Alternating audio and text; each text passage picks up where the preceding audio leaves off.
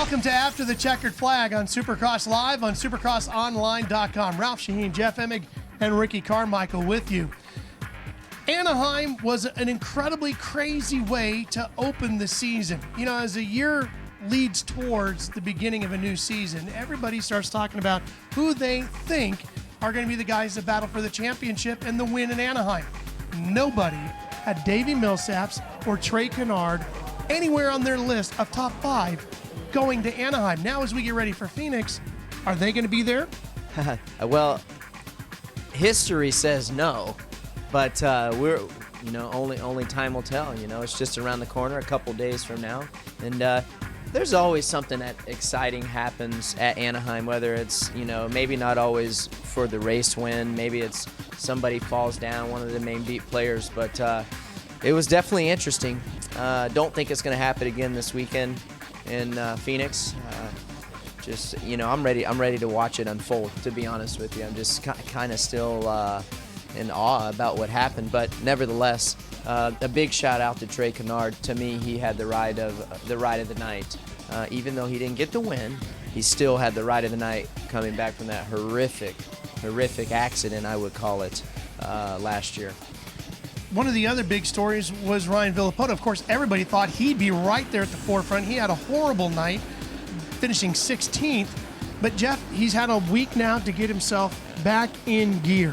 Halden Baker, his trainer, has been there before. In fact, with this guy, watching him have a rough struggle in Anaheim and come back to win a championship, what has Villopoto had to work on all week?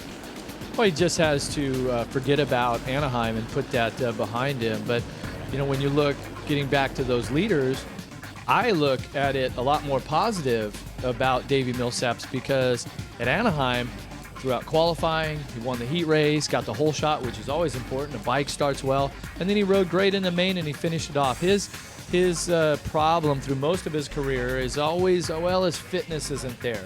He got a chance to ride a lot before the opener in the off season. He seems like he's as fit as what he's ever been. He is a former 250 champion. Okay, he knows how to win championships. Trey Canard also former 250 champion. So it's not like some guys that just won a one-off race. These guys are champions. They were champions as amateurs. Now they're picking it back up, and they're two guys that really seem like they're taking advantage of the opportunity that they've been given. And I think that these guys have the opportunity, if they get on a bit of a roll, to become championship contenders. Are they now? No, but they're in the points lead, and both riders did it pretty easy. They shook off Barsha, Dungey, Chad Reed. They dropped him, okay? And Stewart and Villopoto, they had their own challenges. But the favorites like Bam Bam and Dungey, these guys were like, oh, they never make mistakes. They'll be right there. They made mistakes, and they were gone. And they were the two at the top. So I think they are championship contenders. Yeah. Well, we're going to line them up in the gate and drop it once again. 16 more rounds to go, and it all kicks off for those 16 races this coming Saturday night in Phoenix. Speed will be there. So will we. We hope you join us. For Ricky Carmichael and Jeff Emig, I'm Ralph Sheheen. So long for now from After the Checkered Flag.